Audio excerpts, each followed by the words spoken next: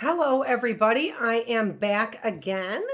As you notice, this is more of my. I'm getting to more of my adult class. This is more of a high school class, actually. So almost getting to adult class, and you'll notice that I decided to separate the videos instead of having one long 8-hour video. Sometimes I have music in between, and I got knocked for having the ABC song, which I didn't even want the ABC song in there. And so they blocked my video. And so I had to take this 8-hour video and figure out how to get that out of there. And I figured it out. But what I decided is, just in case I have that problem again, I'm going to put each one of my classrooms in a separate video, and then the breaks in between won't be all of this dead space. And I don't mind having the 8-hour video up there like that. I think it's like, oh, well, that's a whole day's class.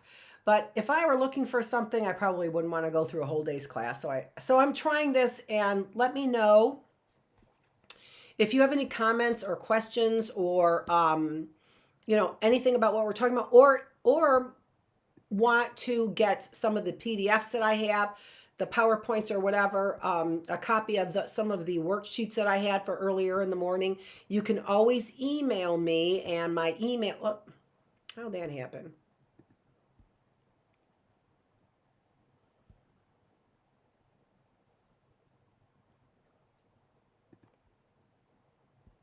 Do I have to be above that?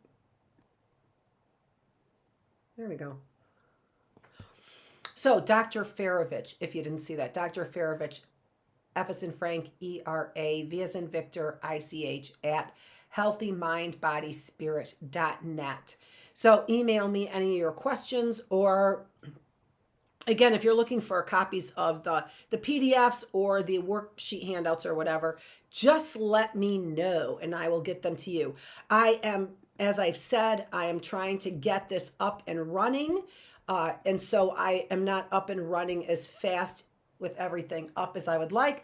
But, everyone's been squabbling, right? Everyone's been squabbling about what teachers are supposed to say, and use this word and not that word. And it's just a bunch of ridiculousness is what it is. So what I decided to do is I decided to just jump in and start doing what I do best, and that is teach. And I have taught all different age groups. The only age group actually I haven't taught is high school. But I consider you guys almost adults. And in this world, you probably have a lot more adult thoughts than sometimes I even do. So for sure, with the way things are going on crazy, you probably actually do have some adult thoughts that even I don't have. So thank you for joining me. This is the Critical Thinking Classroom. And some of the stuff that we're going over really overlaps quite a bit with our Bookless classroom. So I hope that you check it out. We're talking about Christopher Columbus in our Bookless classroom, and it is just exciting. I'm not even a history buff, and I found this by accident on my bookshelf, I mean. and I'm so excited to teach that lesson. And we're going to see some overlap over here, although right now it escapes me what the overlap was. So we left off with talking about helping behavior. So there's a couple things that we've done, right? We talked about Bloom's taxonomy is what we talked about.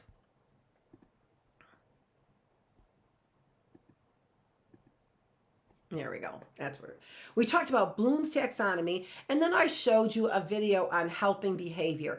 And so this is what I'm going to do. So if you take a look at this slide, I actually, if you looked at it before, you can see that it looks a little bit different than the way that it looked before, but the idea is the same. And that is what I want you to start doing for this classroom, day 3 of the classroom in Critical Thinking Classroom, is so it says there to pick a topic that interests you and investigate it. How will you ensure a person is learning the material from all 6 taxonomies? Assess your ability to complete this task. Okay, so now I realize that you're not teachers. Probably a lot of you are not teachers. Maybe some of you are. And so determining a lesson is not your thing. You don't plan on being a teacher. Not. Remember, what I'm really doing is I'm really teaching you skills. And the best way, honestly, to know information is to teach it, because most people won't get up in front of a group to teach something when they don't know what they're talking about, right? So a bunch of people can say, hey, that's not the way it is. Hold on, you don't know what you're talking about. So most people won't do that. So they will make sure that they understand the concept. And more than that, on Bloom's taxonomy, right? That we have to incorporate memory, that we have to do an analysis, a compare and contrast from what we understand and past knowledge, right? And we have to apply it. Sometimes we do an application in our own minds. So a mental exercise is what we're doing. We see whether or not, if we applied those ideas mentally, can we think about whether or not they actually would work out before we actually implement it, right? Resources, it takes a lot of resources to implement a behavior. It takes a lot less resources to implement a thought, right? So do like a mental exercise of the application of our idea and then evaluate it, right? We might actually have to do a real application of some of the ideas as well. Now, for any concept that we want to know, I said earlier, it takes 10,000 hours for us to become a professional, is what they say. And you could try and cut that down anyway. You can't. You just can't. On average, it takes about 10,000 hours to become a professional at what we are doing.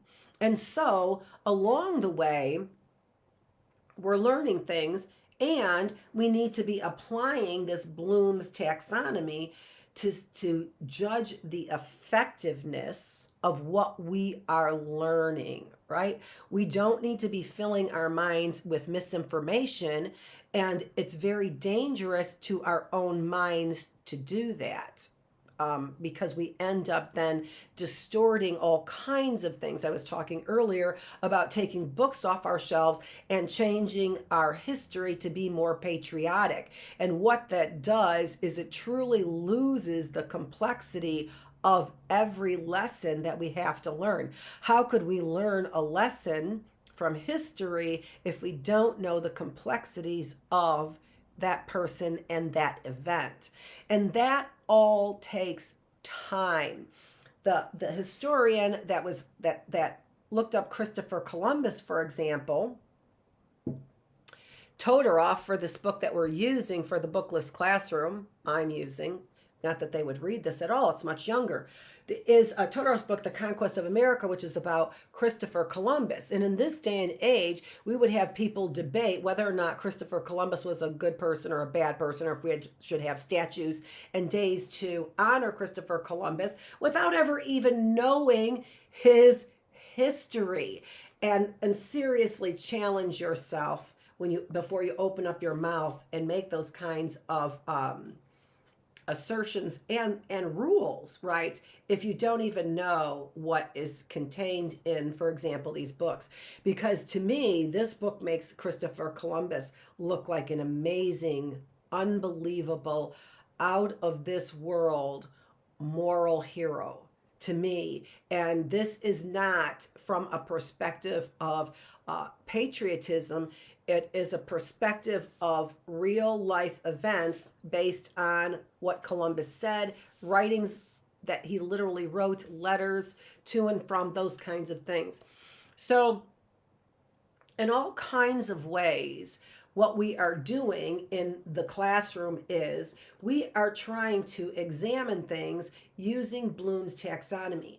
At this level of our classroom, we're explaining the actual steps, the actual system that it takes to learn something like this and determine whether or not we learned it. So in every way, we approach all kinds of information like a teacher. Why? Because we want, first of all, accurate knowledge is what we want, right? But we also want to be able to all of those things in Bloom's taxonomy. We want to be able to teach it again. We want to be able to apply it and evaluate it and make sure that it's good information and we're not passing on poor information. One of the things that people do when they discover and conquer new worlds is they get rid of the information. And as we can see from civilizations that were really very advanced, when we wiped out that information, we lost the ability to be able to understand those processes. Like in the Aztecs, we were talking about in the bookless classroom, they had running water, they had, many of the luxuries, clean water, many of the luxuries that we have today, they had back in the day, which is, 1492, right? Around 1500, where they already had all of this in working order and knowledge. They had cities that were thriving and they had trade and they had wealth. And so that we lost that culture. And so make no mistake about it. When people are saying remove these books from the classroom, what you will lose is knowledge and culture that is valuable for our advancement. It likely is one of the reasons why there really is no evidence that human beings have literally evolved. There really isn't. So let's move on and take a look at what the lesson is for today. So what I would like you to do is what I'm doing today. All right. So today I took the helping behavior topic, and I would like us to critically think about helping behavior. But in the background, as I've said, our learning comes in layers. All right. But in the background, I want you to be thinking about Bloom's taxonomy. I want you to be thinking about what category are you in at that moment? Are you trying to understand information? Are you trying to apply it in your own mind? Are you evaluating the truth of what I'm saying and the information that I'm presenting? Not by me, but by other people. I've done the research, right? So I'm going to teach you about helping behavior. This is my example that I'm going to be using about making sure that I am going through and considering Bloom's taxonomy. All right. And also know this. We do this naturally, especially if you're, a teacher, and especially if you're a good teacher.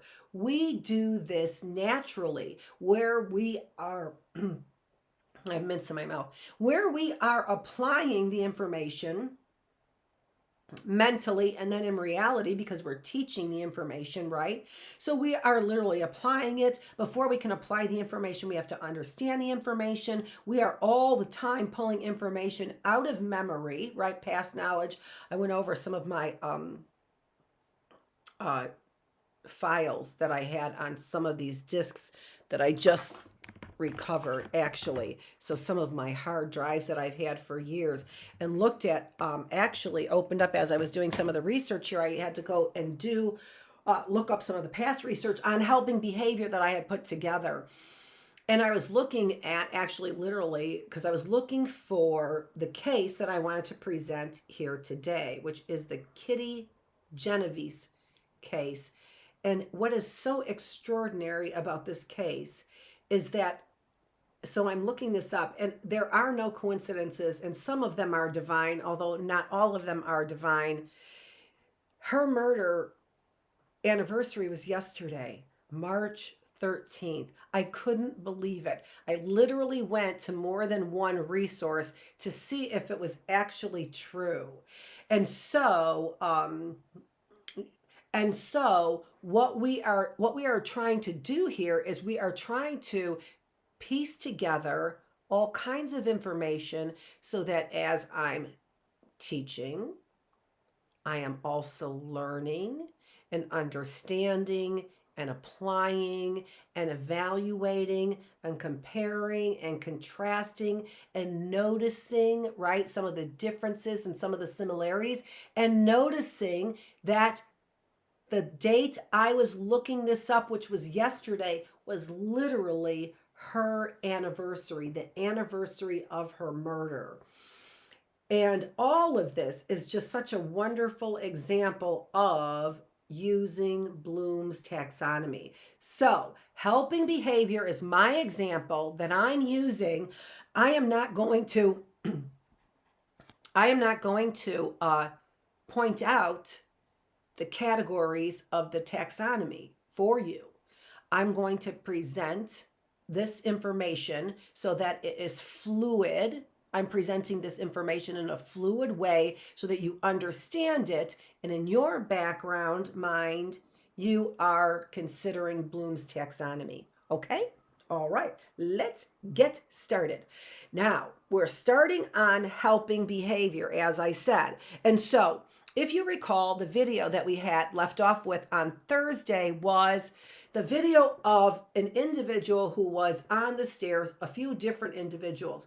One, if you recall, was a man who was dressed like a young person, a woman who was dressed professionally, and a man who was dressed professionally, to see how long it took for people to help those individuals.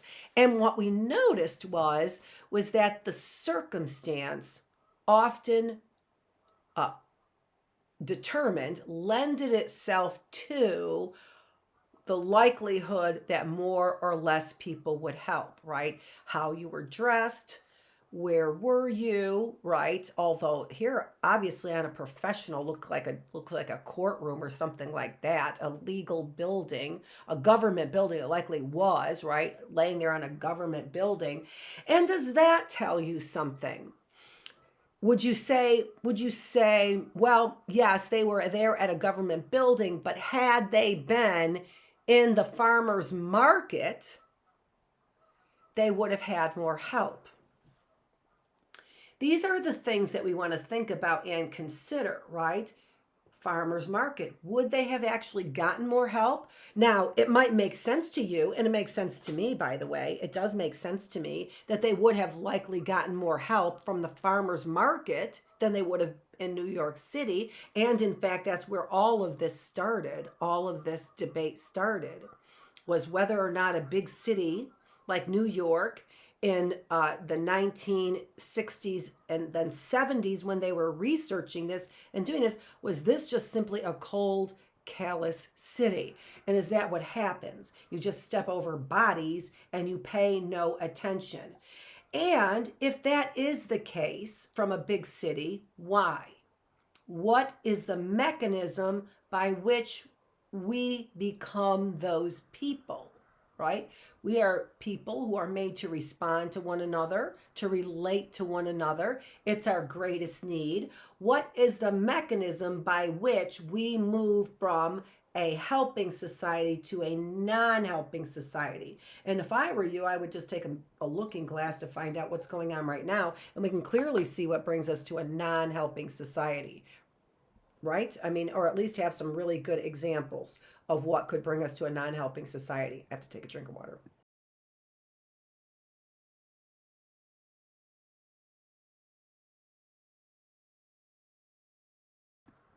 Okay, so with all of that in mind, then, what we're looking at and what they're studying as social psychologists is, because that's who's doing these studies, they are looking at how the situation determines whether or not we are likely to help. So, the earlier case, the example that motivated this research on helping behavior was the case of a woman whose name was Kitty Genovese. Let me get that up here.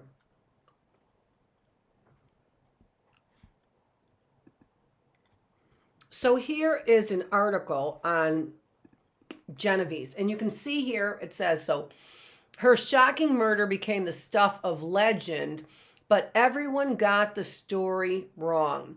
And I got this from the Washington Post. And the Washington Post actually cites and has a link to the article from the original article from the New York Times. And the original article from the New York Times, I'm going to keep that up there,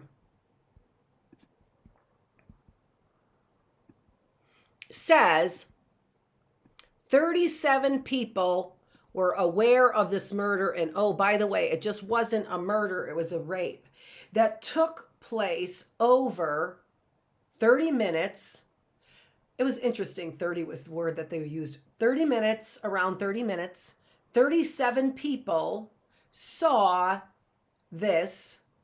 It took about 30 minutes to occur for the event to occur and to finish and to take place. And nobody helped. So 37 people in New York City and nobody helped. And this is so interesting. And it goes to show you why you want to get the facts straight in whatever you're doing. So I knew this case because the research was coming out in the 80s.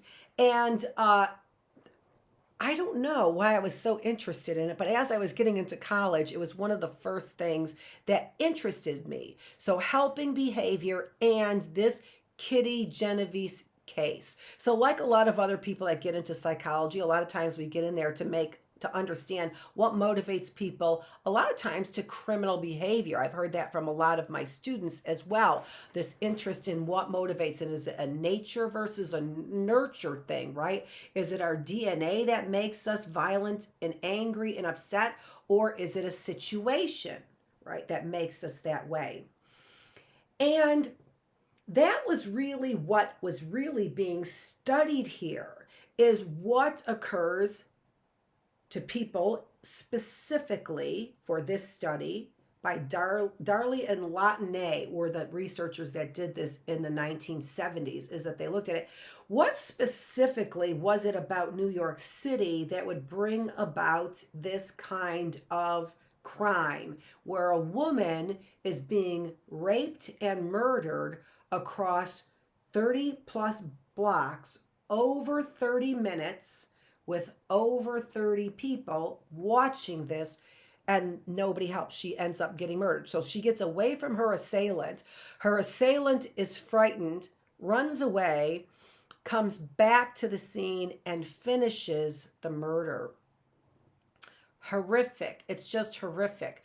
But let's not spend as much time on the false information as we do on what we discovered years later about that case. So what it seemed to be a case about actually was, it was a case about a mafia murder. And if you take a look at where Genovese was in a very beautiful neighborhood, I think in Brooklyn. I think it was a Brooklyn neighborhood, in these gorgeous, expensive townhomes. So how is it that this rapist murderer was in this village, right? And nobody was helping.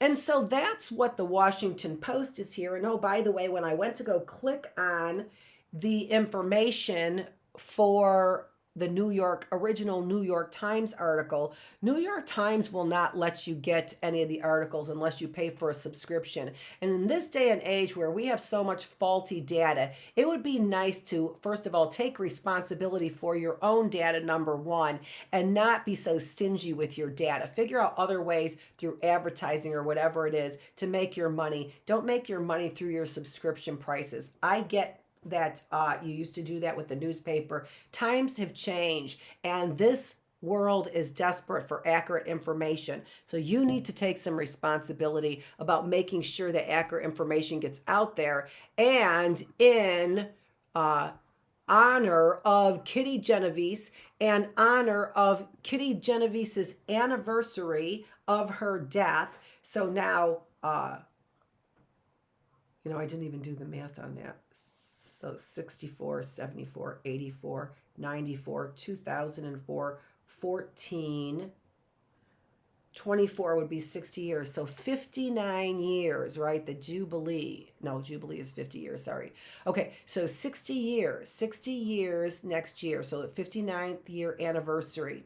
So in honor of Kitty Genovese, in honor of your false reporting for self-interest, New York Times, I am asking you, I am putting a challenge out there that you stop with your subscription. I was able to get this from the Washington Post without any problem. I would like to be able to get that information, and I would be able to get that information as well if it wasn't for the fact that Oakland University has cut me off from my scientific journal articles, and I really need those in order to do my job. And since I'm still an employee there, I would really like access to those journals.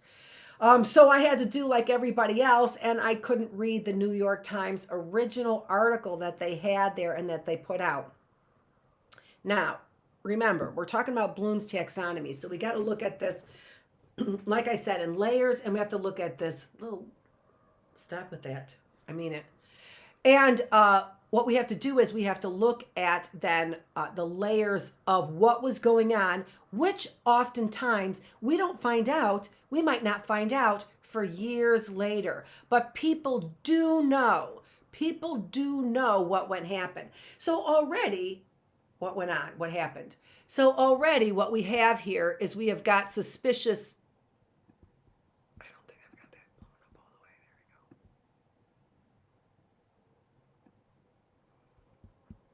Suspicious behaviors on the part of law enforcement that's going on there. So there were mafia connections. Her mother, from the story in the Washington Post, this is so interesting.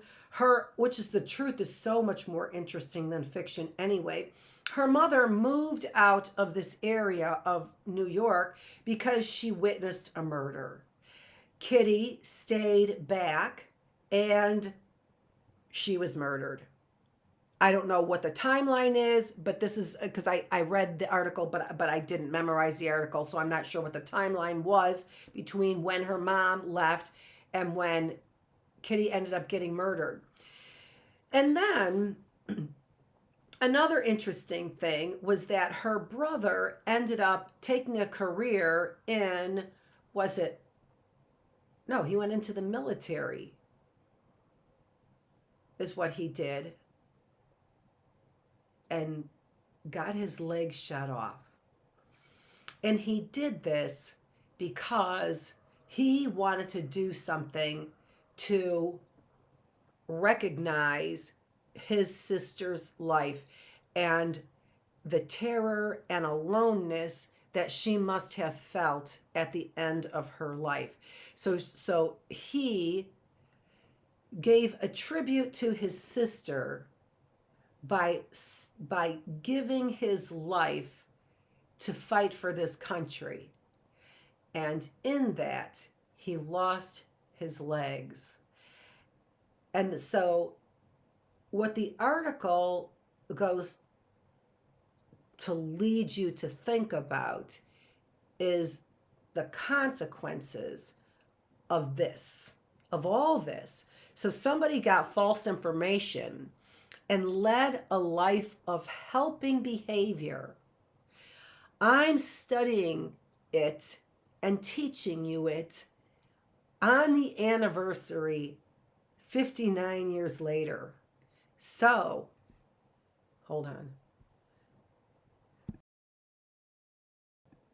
And so it goes to show you, and this is what I always have been referring back to recently, and that is Romans 8:12. I'm pretty sure that it is. And all things turn out for good for those who love God and who are called to his plan. And the way that somebody explained this to me, and this is just something to think about, right? How can we have a world like this and a loving God? This is critical thinking. How can we have a world like this and a loving God that distorted all of this? And look at what his hand did. There was evil released into the world, and as soon as it was released into the world, this is the way that it was explained to me, that scripture.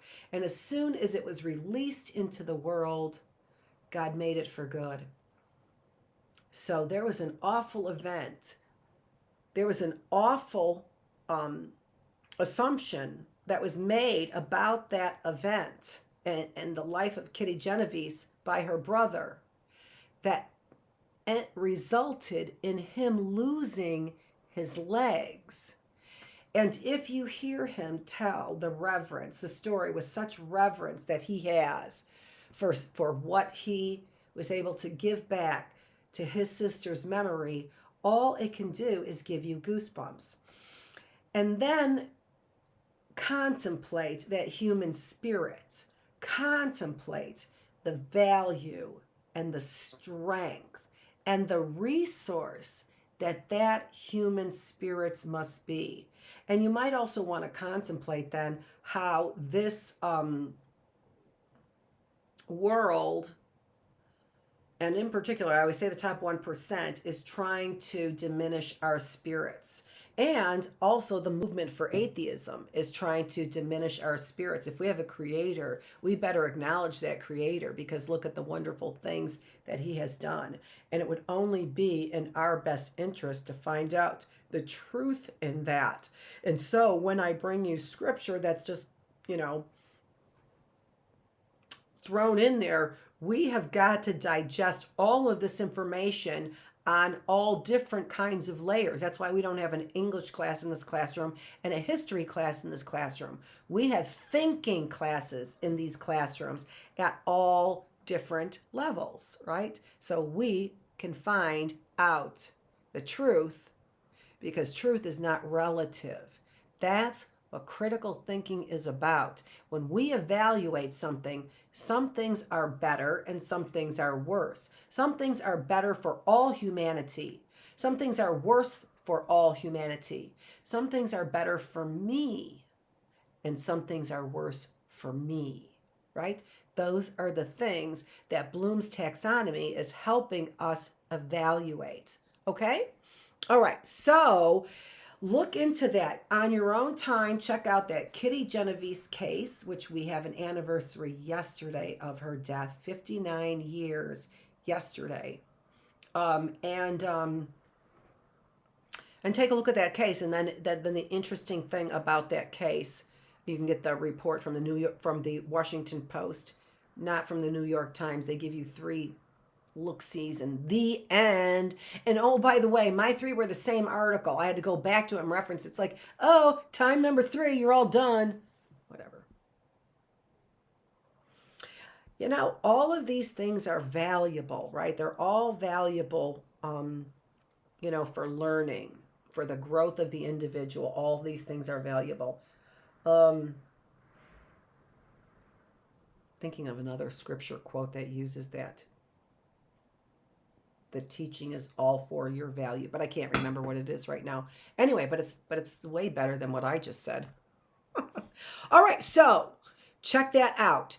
So that is the beginning now, and this is so interesting as well, because it appears that political people had a political interest in all of this, in making New York City look cold and callous. We have had decades now of research in this area of helping behavior. And that's not to say that the psychologists were involved in any way of this. Again, once the evil is released, it is made for good. Now we have knowledge and information. It was an absolutely atrocious event, but it happened. And now we have this knowledge and information about it as well, right? But we have to think about knowledge and information not in a vacuum. This knowledge and information, exactly what the article is stressing, has unbelievable lifelong consequences. That brother of Kitty Genovese made those choices based on his experience of what was really a falsehood, right? What would he have done had he known that was, or thought, right, that was actually a mafia hit? What would he have done differently, right? What an amazing story. What an amazing story that is. And the way that it keeps unfolding in all of these, as I keep saying, layers. So, so all of this research then is an outcome of, honestly, the Kitty Genovese case. And the question is whether or not New York City in the 70s, 60s, 70s was really that cold and callous. And what is the mechanism by which individuals become that cold and callous? So now we've got decades, as I've said, of research in this area. So some of the research has been done, which is called bystander intervention, research on bystander intervention. I'll have that word up there in just again when we actually get to what specifically is defined as bystander intervention from the research. But if you take the idea here, the idea is just like we saw in the video on Thursday, when are people going to help? What does it take for people to help? So instead of understanding the mechanism by which New York City became cold and callous, what the jobs of the researchers were when that was released is instead to find the mechanism by which people will help one another. Oh, isn't that wonderful? Honest to gosh. So, again, another example of turning something into something that is wonderful and part of God's plan. All things work for the good. All things. So even evil will work for the good. How does that happen? It happens when a murder takes place and they turn the research into what is a mechanism by which we can help one another. Bravo, Darley and Latine. Bravo. Okay, let's move on.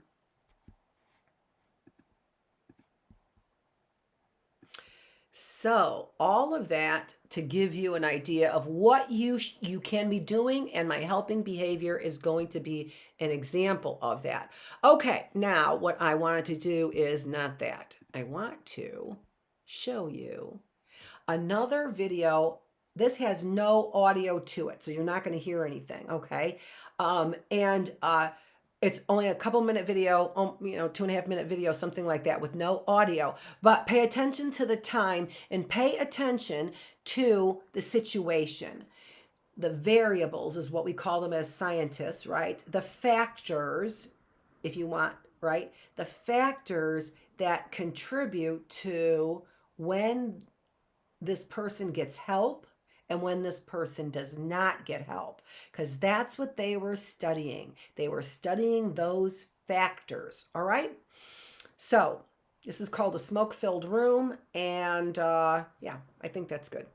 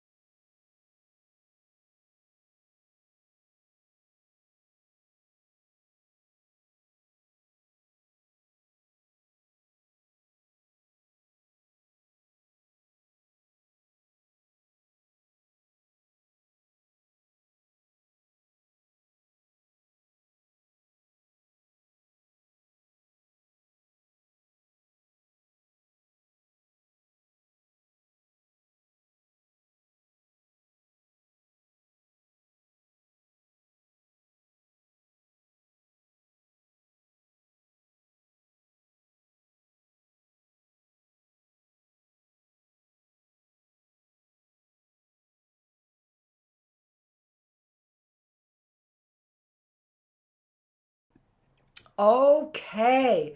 So, did you notice that? The variable was for that was other people in the room, right? When the room started filling with smoke, when she was alone, she went and got help right away. There was no time that elapsed. Smoke is filling the room. When other people were in the room, 20 minutes elapsed before she got help. Isn't that extraordinary? Now, remember, why weren't those other people helping? Were they all from New York City? No. They were Confederates in the study, is what they were. They were Confederates in the study, and the Confederates were helping out. So they were supposed to, on purpose, sit there and do nothing. Now, they varied this study in a lot of ways. One of them was the number of people that were, I swear to gosh, I don't even know what's wrong with every time I think it's you, witchy poos.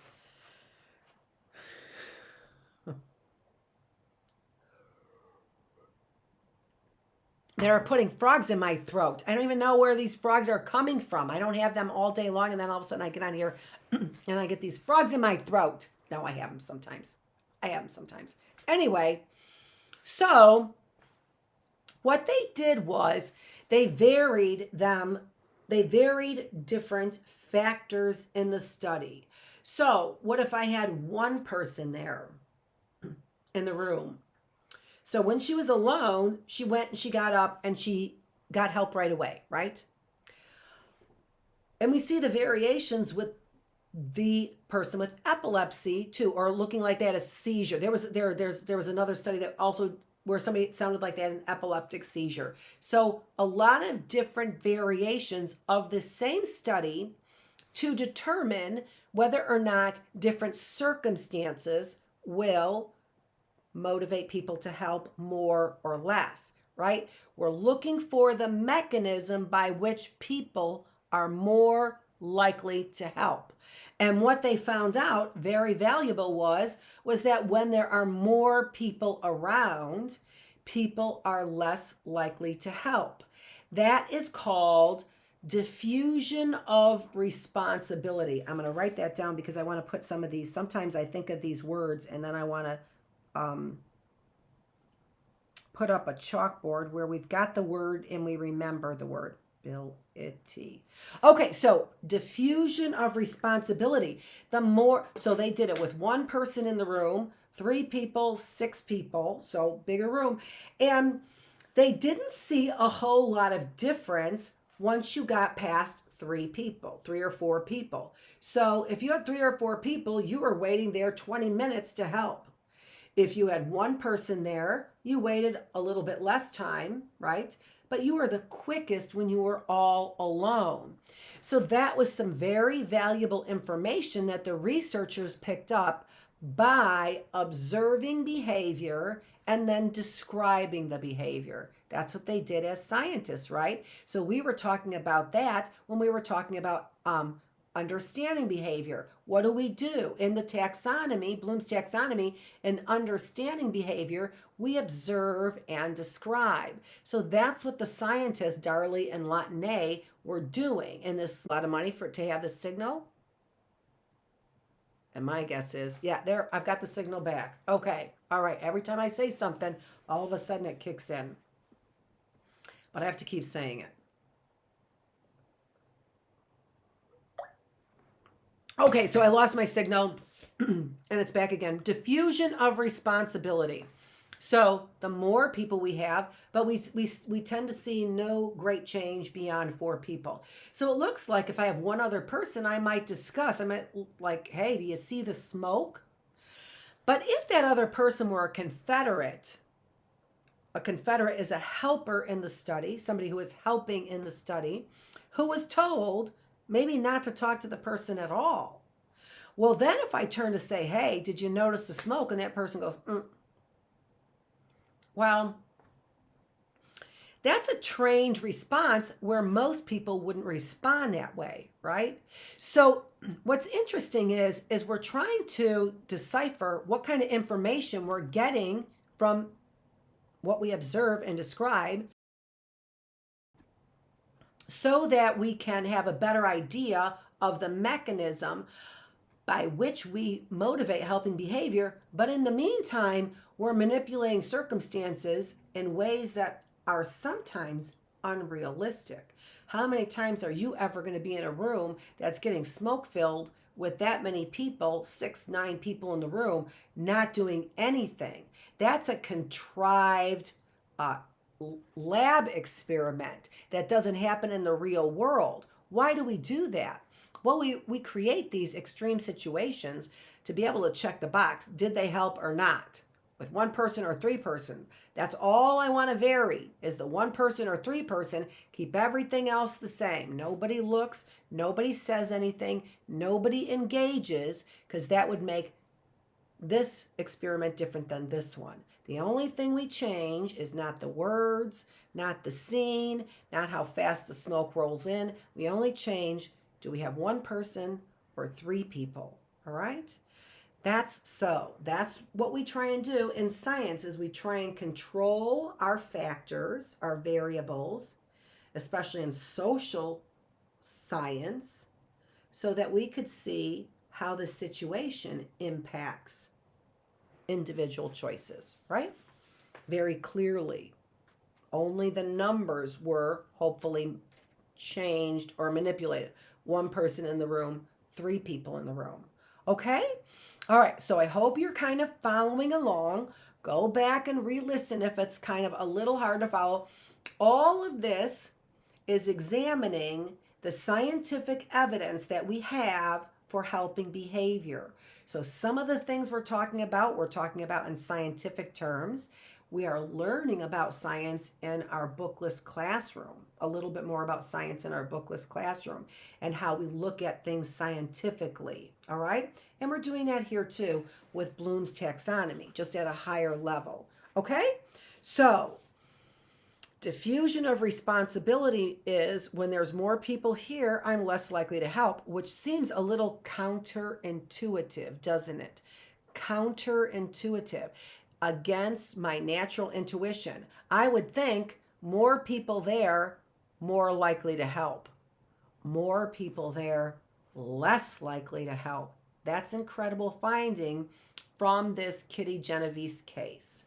Okay, so those were those 2 notes that I wrote down over there. So, smoke-filled room. Now, let's talk about what have we learned regarding helping behavior, okay? All right, so the very first thing that we want to talk about or take a look at is who are helpers? Who are helpers? And so we see there in the list there, and then I'll go to the chart. Let me get up my PowerPoint over here. Actually, we're going to go to the chart first, okay? Because this chart has to do with examining these 2 videos that we just looked at on what we call bystander intervention. So research on bystander intervention.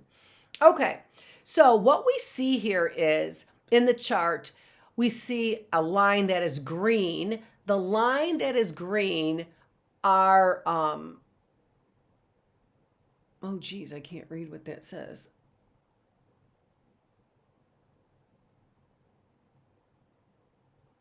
Shoot.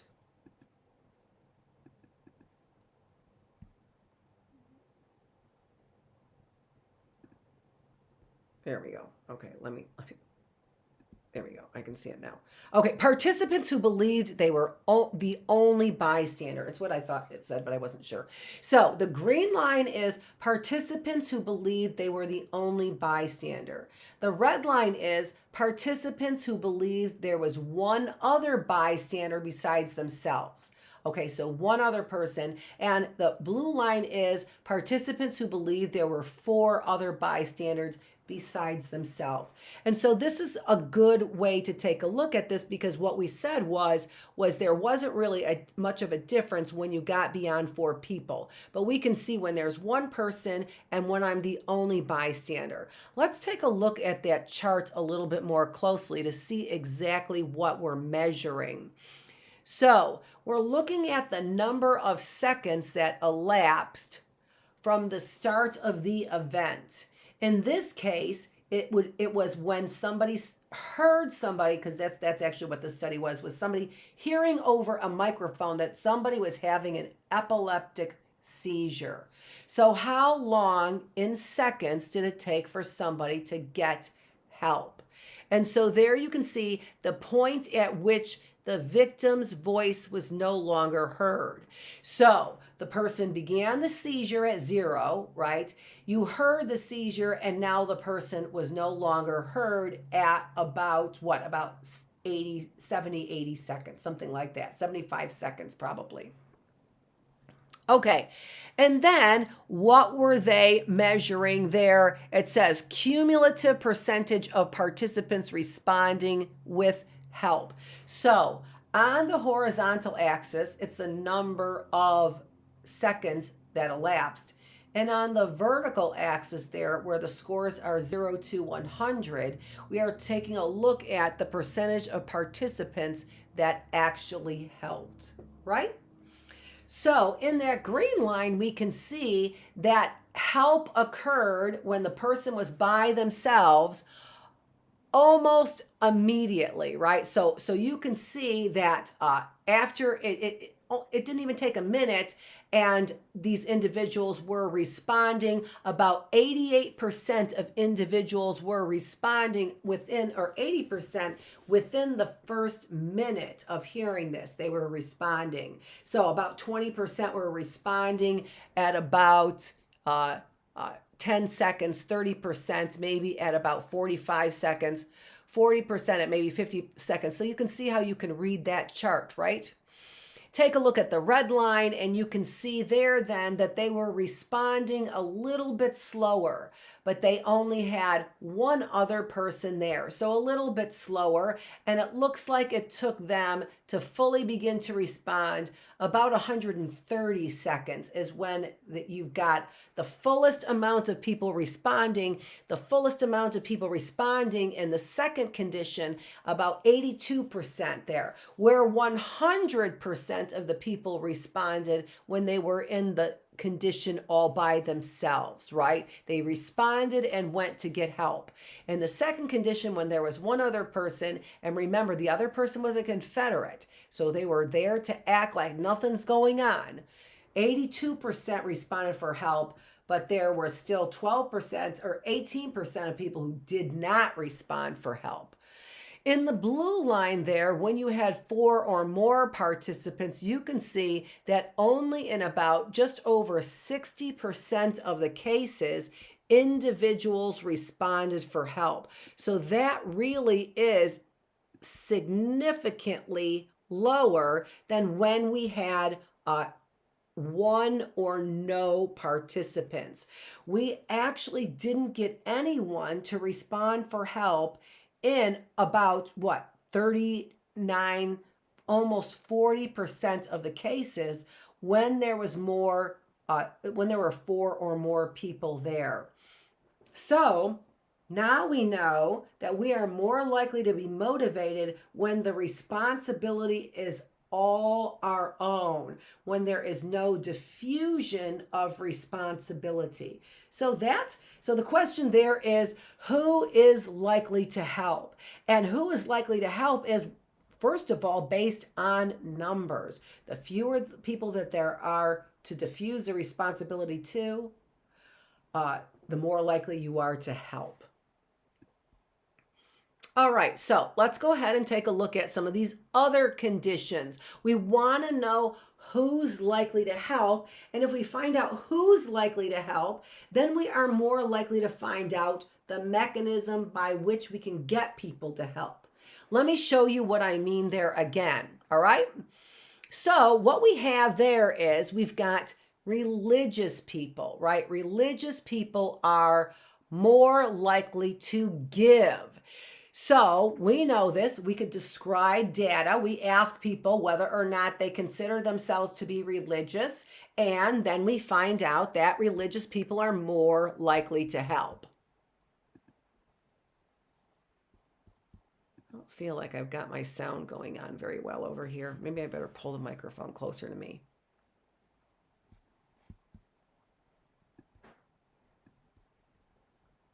Okay. But we also see there that they are more likely to give to what is called the in group. Who's the in group? My in group is anyone that's a group I'm in, right? So a group I'm in. So religious people are more likely to give, but they're more likely to give to people like them. So they're more likely to give to their own religious group, for example. They are more likely to give to groups that represent them. Okay? So, do we know that religious people give more? We sure do. They sure do give more. However, you might not benefit from their giving because if you're not like them, then you probably won't benefit from their giving. All right? So, again, you don't have to like it or dislike it. All we're doing is describing the data. Number 2 there, if we are in a happy mood or a sad mood. Now, there are differences. So if we are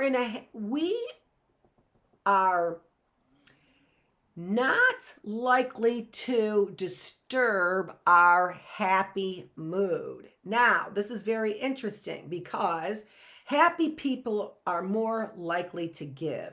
And actually, sad people can alleviate some of their sadness, but usually sad inspires self-reflection. Sad inspires personal distress.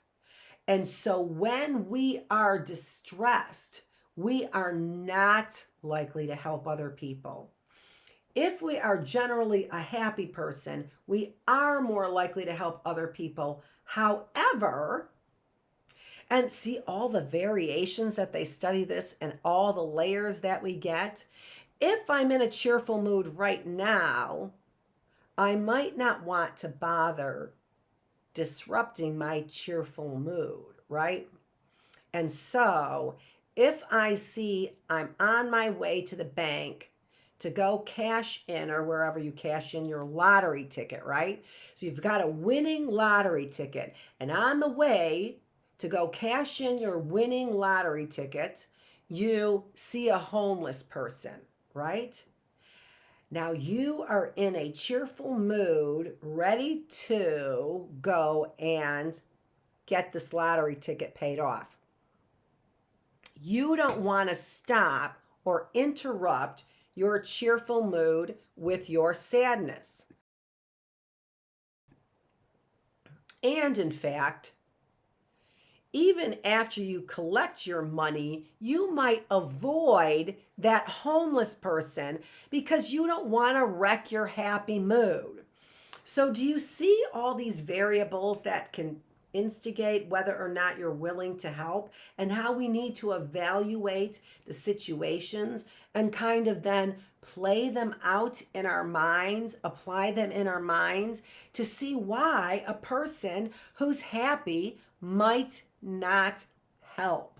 They're another person in need, right?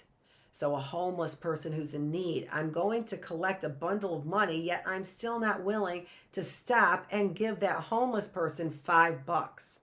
Why not? Why not? So that's what we study in psychology to try, and then we describe the behaviors. What do we see? And then we describe the behaviors. Now, it's interesting that we found out that we are actually not likely, as likely. And remember, this isn't 100% of the time. These are probabilities, is what we're talking about. We're talking about likelihoods. And that likelihood could be 51%. It could be 65%, as in Milgram's study, right? 65%.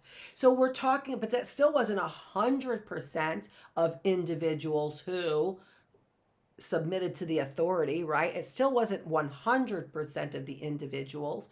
It was only 65%. So we're talking about probabilities. And when we look at when we describe the data, we try and then evaluate that data for reasons why it may have turned out that way. That's just rationalizing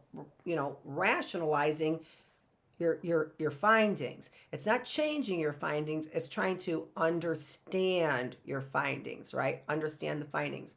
So why would sad people be less likely to help, but guilty people more likely to help? Because helping doesn't alleviate your sadness. Think of the reasons why you might be sad. You might be sad because you failed a test. You might be sad because you lost your dog, right? Helping another person doesn't alleviate sadness, but guess what? It does alleviate guilt. Let's say you took advantage of somebody and there's guilt there, right? Helping another person lessens the weight of that infraction, of that sin, of that wrongdoing. It balances things out.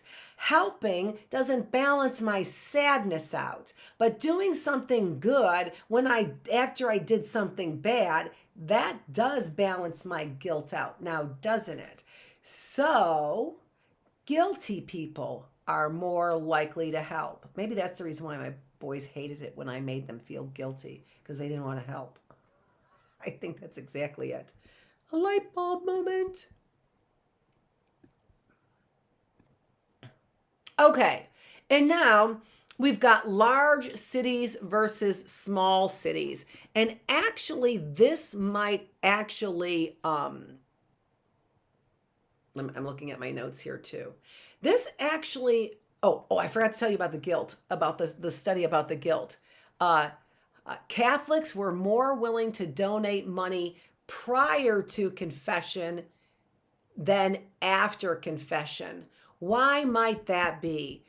Why were Catholics more likely to give? They studied Catholics. It's not that they weren't, that they didn't care about other people. They happened to study Catholics.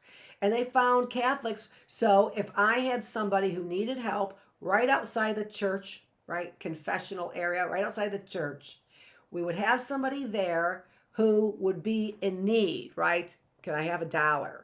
All right? Can I have $1? Right outside the church there. Catholics were more likely, scientists sat there and observed the behavior of Catholics, because that's who they got the permission to study. So it's not was no conspiracy theory. They studied Catholics because that's who they got the permission to study, and that's what was available to study. All right, and sat outside the confessional or the church likely, and had somebody, a confederate, a helper of the study, need help, and they sat there and just tallied how many people were helping, right? And apparently it was more likely, and I was going to look up the study, but I can't because I don't have access to the scientific journals, because OU stopped that. And so I mentioned this stuff in case they get the algorithms and hear their name, and then they realize that I'm still mentioning this stuff out there. Okay, while I'm teaching even. So I wanted to look up that study, but I couldn't look up the study. So isn't that interesting though? So, and then they watched them when they came out of the confessional, and they were less likely to give. Now, I don't know how that data was done. If they gave when they went into the confessional, did they count them as not giving when they came out of the confessional? I doubt it, because that wouldn't be very good science. That'd be kind of stupid, wouldn't it? That wouldn't make any sense. So, but we look at the details, the methods, we look at the details of how they conducted that study to find out, did they also put in their calculations when they came out people who didn't give but who had given when they went in, right? I doubt it. They probably calculated both, but when they were reporting, they probably didn't report the other one. Okay, and then large cities and small cities. Interestingly enough, in the study that they did later on, they found out that people in large cities were more likely to give than in small cities. Now, this becomes very interesting, doesn't it? And this is where you end up saying, well, science can say anything that it wants to say. Then it says this on one hand and then this on the other hand. No, it can't. It can't say that, dogs performed a trick when it was actually monkeys, right? You can't really say anything that you want. Although somebody could say it, there are people to check the data is what the problem is.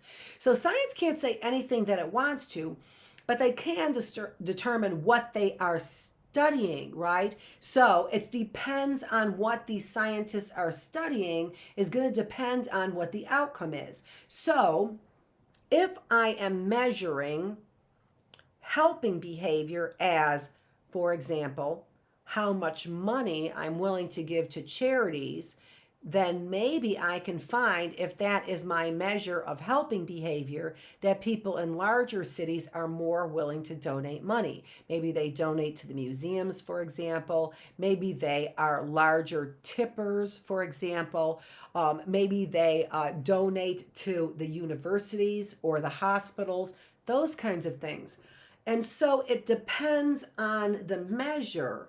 So why can I say sometimes at smaller towns, I can see that they might be more helpful? Maybe smaller towns are more likely to help a stranger, where larger cities are more likely to help institutions, and it may just depend on what you measure. Okay. Let's look at some more of who's likely to help.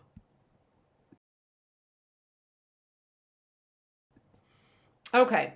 Now, a lot of times people are thinking that I am empathetic. I am an empath. And this is language that we see people use all the time. And they are very often misusing and unaware of what it means to be empathetic, what it really means to be an empath. There are two outcomes, which are feeling outcomes of being an empath. If you are an empath, I don't like using that word because it's so overused by people who are sad all the time, and they categorize themselves as an empath. An empath does not equal feelings. You are not empathetic because you feel. We all feel things, right? You are not empathetic because you feel things to a more intense degree. That doesn't make you empathetic. By definition, what makes you empathetic is how you react. An empathetic, an empath, reacts with helping behavior. Remember, being empathetic means I can put myself in your shoes. It's not the same as sympathy. And what sympathy means is I feel for you. And feeling for you can be a whole host of feelings, right? I can be sympathetic and feel for you because I'm angry or sad or loving or curious, right? Those are all my feelings that are independent of your feelings, all right? So, if I have sympathy, I can feel a whole host of feelings, but they are separate from yours. They can be the same as yours, but that's not how we define sympathy, right? Sympathy is I'm aware of my own feelings, which can overlap with yours, but that's not what's important. What's important is the things I'm feeling. With empathy, the definition really is, the best way to describe it is, I put myself in your shoes. If I put myself in your shoes, that would mean that I would have the same thoughts as you have, and I would have the same kinds of reactions that you would have. right? I would know exactly why you behaved the way that you did. And therefore, what I would feel for you, because I know the truth of your situation is, I would help you. The truth of your situation is you need help in these scenarios. The truth of the situation is you need help. If I understand your need for help, my only response can be helping you. If I don't understand your need, your real need, then I might sympathize with you, but that's not empathy. So if we look at this chart here, remember, we're looking at the mechanism by which somebody helps. Now, this information that I'm giving you, the mechanism by which somebody helps is a personality trait. There are lots of things in the situation that can inspire me to help. We've already talked about it. The number of people in a room can help inspire me to help. But when I'm talking about you being empathetic, I'm talking about a personality trait. So, who helps? Well, some personality traits help people to help more. If I have a personality trait of being cooperative, I'm going to help more, right? If I have a personality trait of being competitive, I'm going to help less.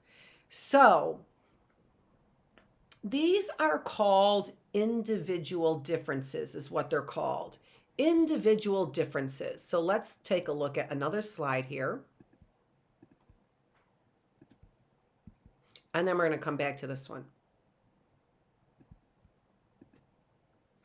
So we can see that there are differences in individuals that lead to helping behavior. And the very first label there that I have in blue there, it says that individual differences in empathetic concern. So when we are talking about personality differences, those are individual differences. All right. So in scientific terms, personality characteristics, if I'm bold, if I'm empathetic, if I am caring, if I'm even things like wisdom and courageous, right? If I am those things, those are part of my personality. Those are the things that make me different than you, okay? I'm different from you because of my personality traits. So you could have the same personality traits, but they probably vary. We probably vary. You have them to a greater or lesser degree. Those are called individual differences. Individual differences. So, what leads to helping behavior? Some personality traits lead to helping behavior, like being cooperative. In this case, we're talking about empathy. Does the personality trait empathy lead to helping? And it should. If you are empathetic, you understand that person's need for help, and then therefore you would be willing to help because you understand, especially if they have a great need. So if you see somebody and there's a smoke-filled room, you understand that that person needs help, right? So what is going to motivate me then to help? If we understand somebody needs help, what's going to motivate me to help? Sometimes it's an individual difference. Sometimes it's a personality trait, and that personality trait we're talking about is empathy. Okay? Let's look at that graph. Okay, so we're going to take a look at the graph first, and then I'll read you the sentence that's above the graph, all right, which your eyeballs are probably on now since I pointed you in that direction. Okay, so what we have there is we first of all start with the perception that somebody needs help. Now, So we see a person who's lying on the ground. We hear somebody having an epileptic seizure. So we perceive that somebody needs help. Now we're trying to figure out what is the likelihood that somebody is actually going to help.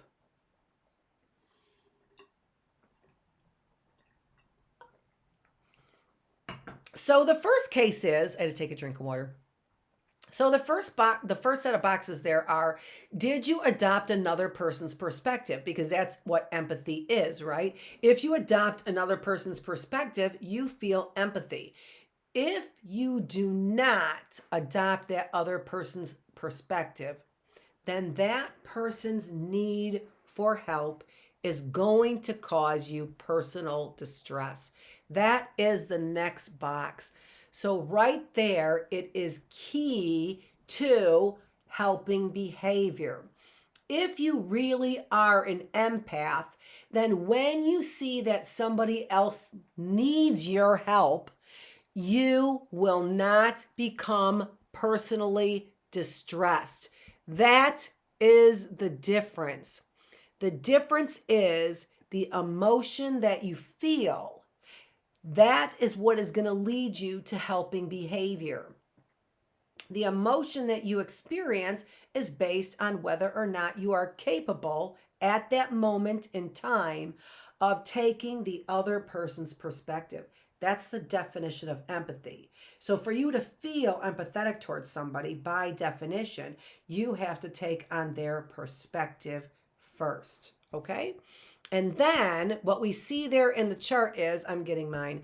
We see then that the motive, what motivates us to help, because that's what we're looking for. We're looking at the mechanism that motivates us to help. Well, we see it right there, scientifically studied right there. The motive becomes altruistic when I feel empathy. What does altruism mean? It means I put the other person's needs before my own. That's how I know I'm experiencing empathy. I put the other person's needs before my own. And what does it do? It reduces the other person's distress, not my own. When I don't feel empathetic, when I feel instead distressed by your need for help, why I walked past you, right? Because I didn't feel empathy for you. I felt distressed. I felt bothered by the fact that you needed help. This happens, folks. It happens to all of us. It happens to the best of us. That is self-interest, right? It's not interest in the other person. It's self-interest. We call that egoism. So we see the word egoism there. Egoism is self-interest. Egoism is not inherently bad. It's not bad to worry about ourselves. We have a survival mechanism inside of ourselves. We have a positivity bias that makes everything look rosy for us. All of that is in our own best interest. It is egoistic. It is self-interest, interest of survival. It's normal, folks. We don't need to point a judgmental finger at people who don't help. But there are situations, in particular, if you are the only one there and nobody else is responsible, where it then becomes your responsibility to help, doesn't it? And does that distress you because you're feeling, you're reminded of your own needs and what you have to do, so you find that help distressing? Or do you rush to the other person's help? Why? Because you're altruistic, because you care about that other person's need more than you care about your own needs. So what's the outcome? You reduce the distress of the other person when you're altruistic. When you experience personal distress, what you end up doing is reducing your own distress is what you do. If I feel personal distress by your need for help, what I'm going to end up doing is worrying about reducing my own personal distress and get the heck out of there. And that's what we find. We find people who feel personal distress. What do? They escape the situation. So they do not help. So you may feel a whole lot of feelings, right? anger, frustration, tearful. But if it doesn't make you respond with help, then you are not an empath. I hate to tell you, you're not an empath by definition, because empathy motivates altruistic feelings. Empathy motivates the other person's needs before our own so that we can reduce their stress by helping. Now, of course, you're thinking, Dr. Feravich, I feel a whole lot of reduction of stress when I help somebody as well, right? We just said it. If you feel guilty, it reduces your guilt. So, Dr. Feravich, they may reduce the stress, but I feel a reduction in stress as well. Yes, that is true, but not necessary by definition. You can still be an empath. You can still be empathetic towards another person's needs without ever reducing your own distress. But what a wonderful benefit that you actually do. Okay, let's move on and let's look at that sentence at the top there then. What does it say? It says, empathy altruism hypothesis. So this is a hypothesis that was tested, and it's a very simple hypothesis. The greater the empathy that we have for somebody else, the greater we are likely to act. So that is the empathy altruism hypothesis. The more empathy that we feel, the more likely we are to help. So sometimes we might vary in the amount of empathy, right? At that moment in time. Maybe I'm generally an empath. Maybe I generally help, but at this moment in time, I am varying the amount of empathy that I have for that person. It might be because that person is sitting in the middle of an airport, but that person is wearing an outfit that I don't recognize. So that person I analyze is from a different country than I am, and maybe they have different customs. So my empathetic arousal, the amount of empathy I feel, my empathetic intensity is much lower right there. So we can have varying degrees of empathy even if we are an empath. Just because we're an empath doesn't mean we jump into every situation and help. And in fact, maybe we are a person who most often experiences personal distress when somebody needs help. But that doesn't mean that if my child needed help, that I would not be altruistic and rise to the occasion. It might be a difference in who needs help, right? If it were somebody I loved, of course I would understand them. I could put myself in their situation, and I would be motivated to be altruistic. I would be motivated to put their needs ahead of my own. Okay?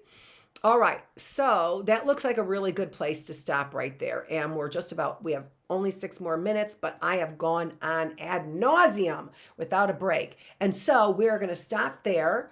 I'm going to go ahead and actually put up the next slide there. So you can see there that we talked about individual differences in empathetic concern. We're going to talk about gender differences, and we're going to talk about cultural differences when we get back tomorrow. And we will start again with the early bird classroom at 7 o'clock. I've divided our classrooms up now. So if you just want to join me for critical thinking, you can do that too. All right. Thank you. This is Dr. Annette Feravich, and thanks for joining me on The Classroom.